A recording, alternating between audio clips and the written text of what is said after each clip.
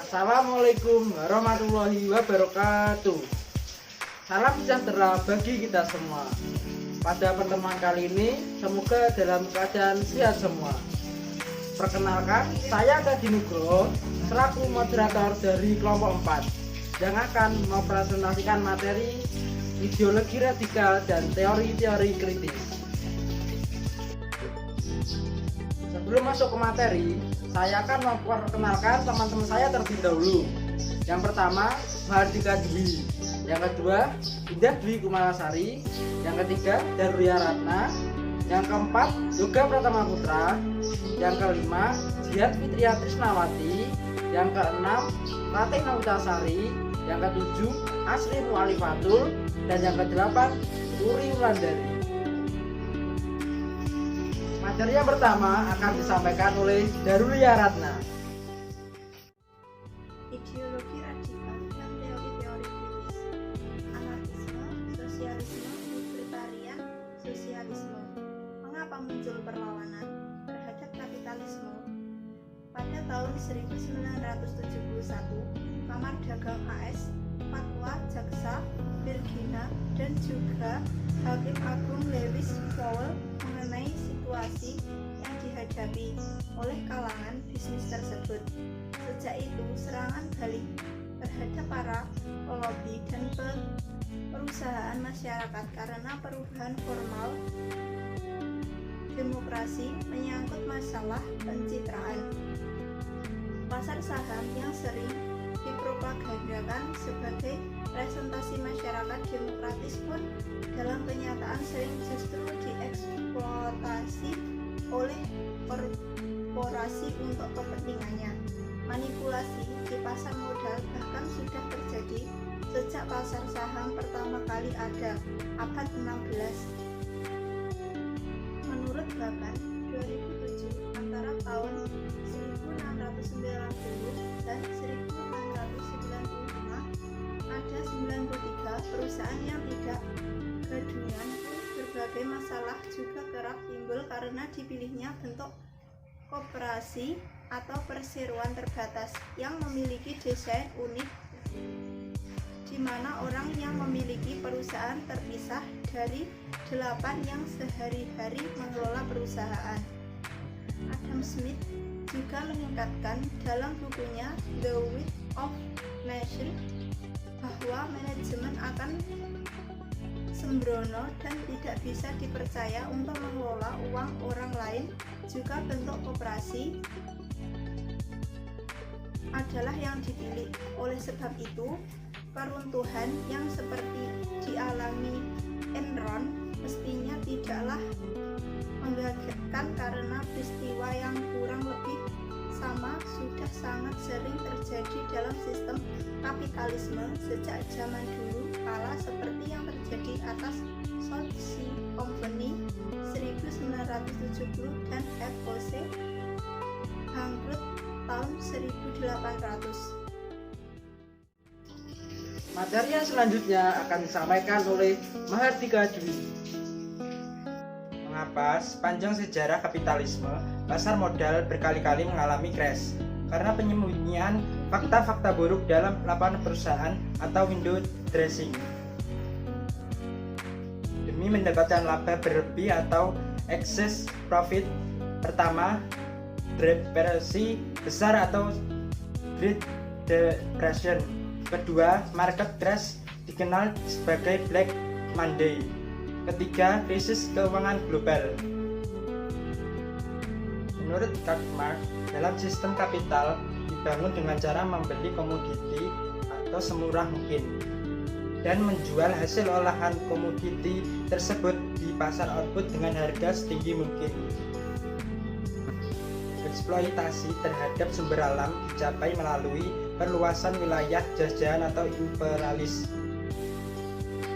terutama di Asia, Afrika, dan Amerika Selatan, agar bisa mengambil kekayaan alam yang bisa diperdagangkan di pasar dunia.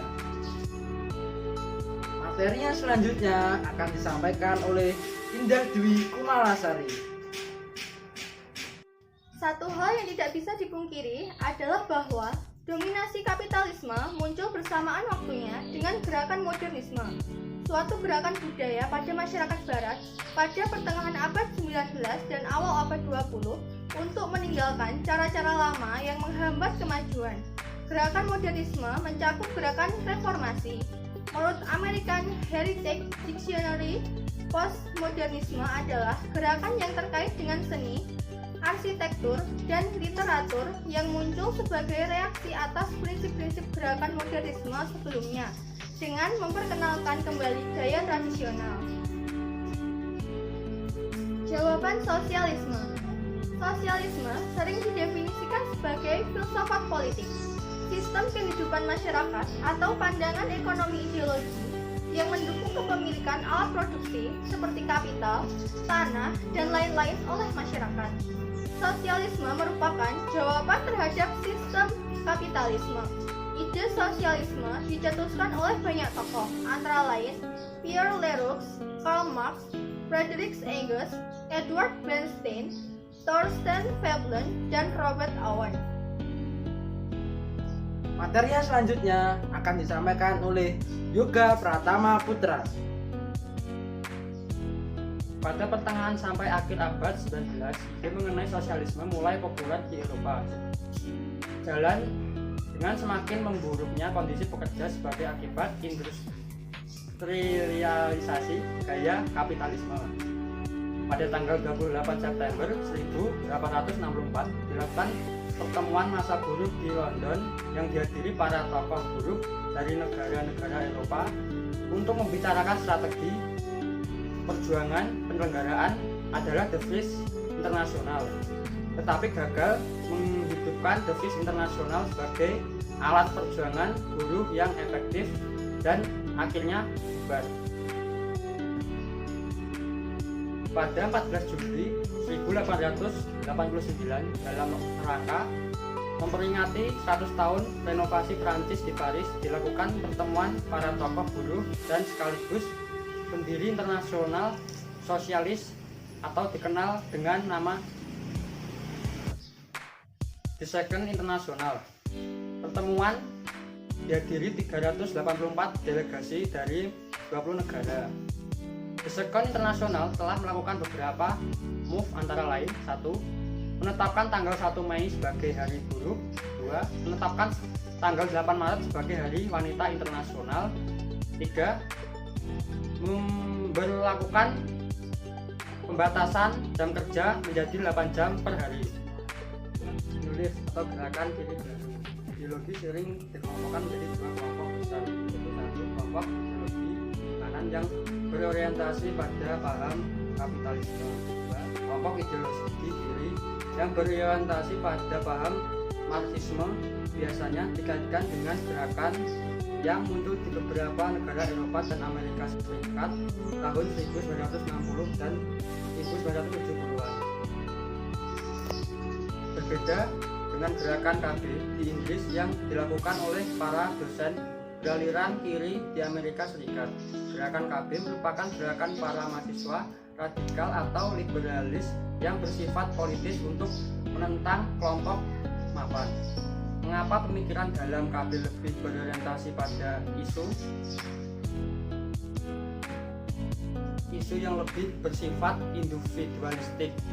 Hal tersebut dipicu oleh disorientasi pada tokoh di dalam Partai Komunis Amerika Serikat dalam Partai Komunis Inggris yang disebabkan oleh invasi Uni Soviet terhadap Hungaria pada tanggal 4 November 1956. Materi yang selanjutnya akan disampaikan oleh Jihan Fitria Trisnawati. Gerakan anti korporasi. Para teoritis kelompok anti korporasi seperti Plakan dan Naomi Klein melihat masalah tersebut dengan cara yang berbeda. Bahkan berpendapat bahwa akar masalah perilaku korporasi adalah pada desain korporasi itu sendiri sebagai badan hukum. Naomi Klein dalam bukunya No Logo tahun 2000 mengkritik korporasi terkait dengan masalah permerkan atau branding. Mereka berasal dari hukum dagang, khususnya trademark law, di mana negara memberi hak eksklusif kepada perusahaan untuk membedakan produknya dari produk perusahaan lain. Namun, dalam perkembangannya setelah Perang Dunia Kedua, perusahaan mulai menyadari bahwa merek tidak sekedar merujuk pada mutu, tapi juga aspek-aspek lain, termasuk pencitraan, misalnya Marlboro berkonotasi individu yang keras dan perkasa. Dengan mengajukan teori 4 no, yaitu no space, no choice, no jobs, dan no logo, dalam bukunya Naomi menyerang korporasi untuk isu-isu tentang kondisi kerja yang berbahaya, corporate censorship, dan anti-globalisasi. Di mata Naomi, korporasi telah mengeksploitasi kelemahan hukum untuk kepentingan sepihak, baik pemegang saham maupun manajemen. Dick dalam artikelnya The End of Capitalism tahun 2008 mengatakan bahwa dalam beberapa kasus kritikan bahkan ataupun Naomi terhadap korporasi tidak lagi relevan karena perilaku korporasi sendiri juga berubah. Dengan kata lain, korporasi akan dikendalikan bukan oleh pemegang saham, tapi oleh masyarakat yang dilayaninya. Materi yang selanjutnya akan disampaikan oleh Ratih Novitasari. Keteraturan muncul manakala setiap orang melakukan hanya apa yang dia inginkan. Randon juga seorang pendukung teori ekonomi mutualisme yang berpendapat bahwa pekerja seharusnya menerima jumlah yang sama persis dengan nilai jasanya, tanpa laba atau diskin. Pokok pemikiran yang dianut kaum anarkis ekstrim dapat menggambarkan dalam aluran logika berikut ini. 1. Manusia terlihat bebas. 2. Manusia lahir bebas, maka perbudakan adalah pembunuhan. 3. Karena perbudakan adalah pembunuhan, maka hak milik adalah pencurian. 4. Jika hak milik adalah pencurian, maka pemerintah adalah tirani. 5. Jika pemerintah adalah tirani, maka anarki adalah kemerdekaan. Materinya selanjutnya akan disampaikan oleh Asri Mu'alifatul Aisyah. Perpecahan antara kaum anarkis dengan sosialis terjadi pada tahun 1870-an pada era Paris Komun. Setelah Marx meninggal, di mana Marxisme menjadi ideologi resmi kaum sosialis Jerman. Kelompok anarkis secara formil keluar dari sosialis internasional dalam pernyataan sebagai kaum anarkis, mengombinasikan ideologinya dengan Marxisme menjadi ideologi sayap kiri radikal. Noam Chomsky dan libertarian sosialisme. Libertarian sosialisme adalah pandangan politik atau ideologi yang bertujuan untuk menciptakan masyarakat tanpa hierarki politik, sosial, dan ekonomi. Libertarian sosialisme yang dianut Chomsky berbeda dengan aliran sosialisme lainnya. Sedangkan libertarian sosialisme berpendapat bahwa masyarakat yang adil dan makmur hanya bisa dibentuk jika institusi otoriter dihapus. Mengapa libertarian sosialisme menentang hak milik pribadi? Ada dua hal yang melandasi mengapa para anarkis berpikir demikian. Pertama, hak milik atas sumber daya alam dikuasai oleh segelintir orang. Kedua, kepemilikan kekayaan menyebabkan eksploitasi manusia dengan satu manusia dengan manusia yang lain karena mereka yang tidak memiliki property right tersebut yang bisa menjual tenaganya agar bisa mendapatkan akses ke mesin tanah, rumah, kredit, dan lain-lainnya.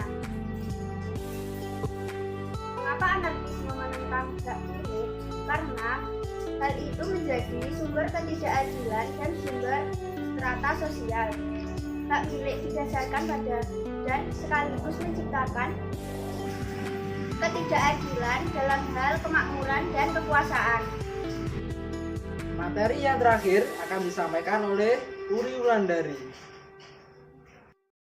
Kelemahan anarkisme. Para anarkis seringkali melihat dunia yang sama sekali berbeda dari apa yang sehari-hari dialami saat ini, yaitu dunia tanpa pemerintahan dan tanpa penindasan manusia yang satu pada manusia yang lainnya. Dika dan saya berpendapat bahwa penyebabnya adalah karena mayoritas anarkis adalah pria berkulit putih, kaum berpunya, dan menghindari pembahasan mengenai kepemimpinan. Masalah lainnya yang saat ini dihadapi oleh gerakan anarkisme adalah bahwa perpecahan internal antar kelompok pendukung pandangan anarkisme sangat serius. Dua kelompok besar anarkisme yaitu individualis dan kolektivis tidaklah kompatibel satu dengan yang lainnya. Kapitalisme yang lahir secara alamiah sesuai kehendak rakyat sendiri tidak bisa dikatakan sebagai korsif struktur. Sebaliknya, bagi anarkis, kolektivis kapitalisme, pasar bebas, kontrak dan sebagainya adalah korsif struktur karena di dalam konsep tersebut mengandung unsur pengekangan hak manusia yang satu terhadap manusia yang lain. Sekian presentasi dari kami. Semoga materi yang kami sampaikan dapat menambah wawasan dan pengetahuan teman-teman semua. Apabila ada salah kata dalam penyampaian, kami mohon maaf yang sebesar-besarnya. Wassalamualaikum warahmatullahi wabarakatuh.